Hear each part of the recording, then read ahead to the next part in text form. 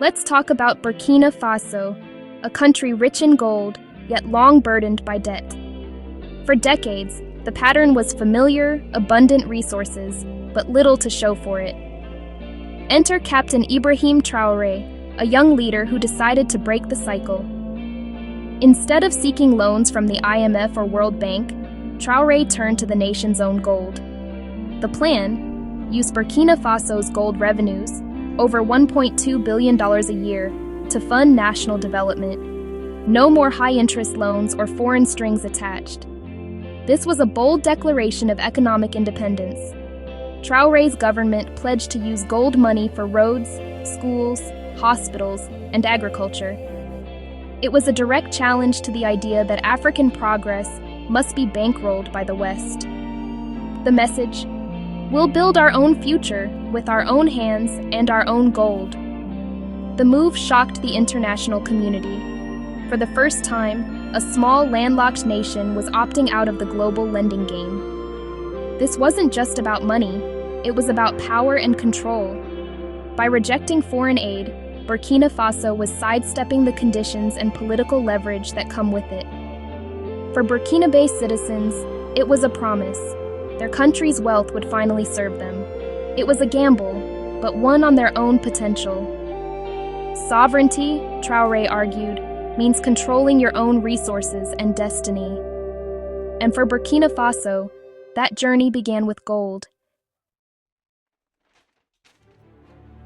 To prove their commitment, Traoré's government did something dramatic. In Ouagadougou, they unveiled 764 brand-new construction machines, bulldozers, cranes, graders, bought outright with gold revenue.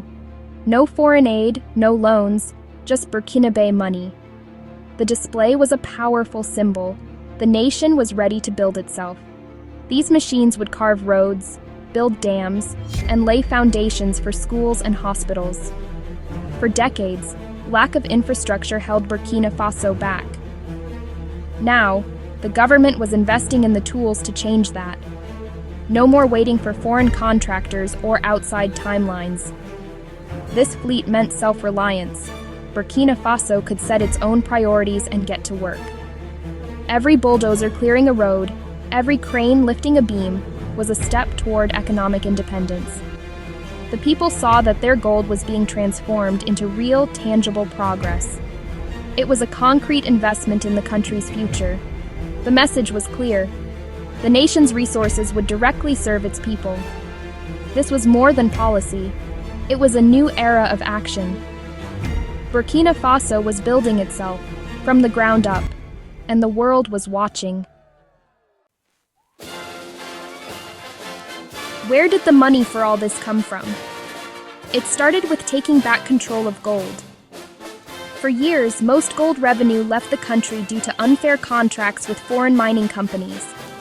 Traoré's government called it out and acted. They nationalized key mines and renegotiated exploitative deals. The goal? Keep a fair share of gold money in Burkina Faso. By reclaiming just 25% of lost revenue, over $1.2 billion could flow into the state treasury each year. This was the capital needed to fund development, without loans or interest. Using gold revenue, Burkina Faso could bypass the debt trap entirely. The gold became the engine for national projects, from machines to schools. By controlling its gold, the nation finally controlled its own bank account. The wealth beneath their feet was now building their future.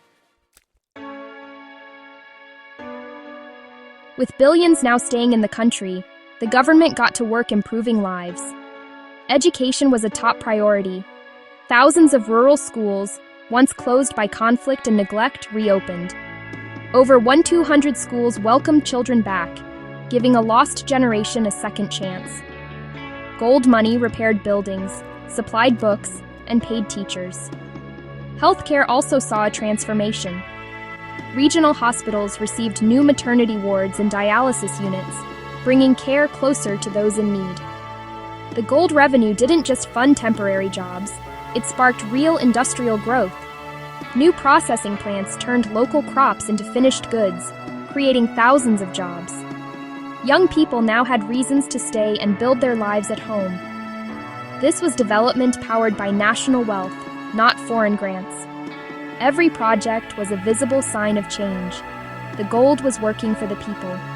Burkina Faso was investing in its own future. Traoré's government launched a war on hunger, calling food security the country's second independence. Burkina Faso aimed to break its reliance on food imports and grow what it eats. Over $420 million in gold revenue was invested in agriculture. The government installed 2,000 solar-powered water pumps, giving farmers reliable irrigation. Drought-resistant seeds, developed for local conditions, were distributed nationwide. Yields soared.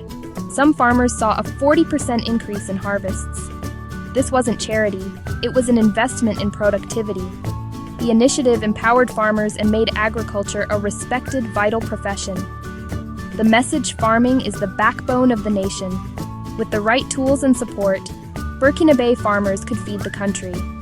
The fight for food security was being won with innovation, not dependency. This was true independence, achieved in the fields, not the boardrooms. Burkina Faso was feeding itself, and its people were thriving. Did the agricultural push work? The numbers say yes. In just 6 months, Burkina Faso cut its food import bill by 22%. That's $75 million saved, money now reinvested in schools, hospitals, and more. Rice, once a major import, was increasingly grown and processed locally. Every bag of local rice sold was a win for the economy. More local food meant stable prices and less vulnerability to global shocks. Money spent on food now stayed in the local economy, supporting Burkina Faso farmers. The result: a virtuous cycle of production and consumption. The success sparked national pride and confidence. Lush fields and bustling markets became symbols of self-reliance. The gold-funded strategy was turning underground wealth into everyday abundance. Burkina Faso was harvesting more than crops. It was reaping economic independence. The numbers proved it. Funding development with gold brought another benefit: accountability. Corruption often thrives in the shadows of foreign aid and complex contracts. Traoré's approach was simple: cut off the old channels for graft. Gold revenue went straight into state-managed projects, with clear oversight. Officials were held responsible for every franc. No more hiding behind foreign deals. Corrupt officials were dismissed and investigated publicly. The message: waste and theft would not be tolerated. The government estimated it saved an extra $400 million a year by cutting corruption. That's more schools and hospitals for the people. This new culture of transparency rebuilt trust between citizens and the state. Public service became about real results, not personal gain. Burkina Faso was cleaning up from the inside out. Burkina Faso's experiment is inspiring Africa. For decades, the story was that African nations needed Western loans to develop. Now, people across the continent are asking, if Burkina Faso can do it, why can't we? African countries spend $70 billion a year just servicing debt. Burkina Faso's model offers an alternative: use your own resources, fund your own future. It's a prototype for a new, independent African supply chain. The impact goes beyond economics. It's about pride and possibility. Traoré's government has shown that self-reliance is possible. Every country is different, but the principle is universal. Control your resources, serve your people. The Burkina Faso example is sparking a continent-wide conversation. It's forcing a rethink of what development means. The ripples are spreading, and they could become a wave of change. Africa is watching and learning. Put it all together: rejection of foreign loans, gold nationalization, investment in people, and you get more than policy.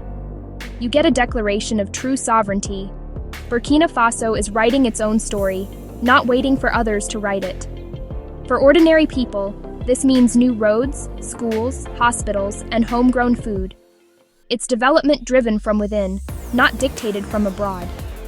The path is hard, but the foundations are strong, built on national ownership. There will be challenges, but the spark of possibility is lit. Even a small, landlocked nation can dream of a future free from foreign control. The Gold Revolution is a story of hope and economic independence. Burkina Faso is building a new identity, one of dignity and self-determination. This is a blueprint for any nation daring to believe in its own future. The old rules don't have to apply forever. This could be the dawn of a new African story,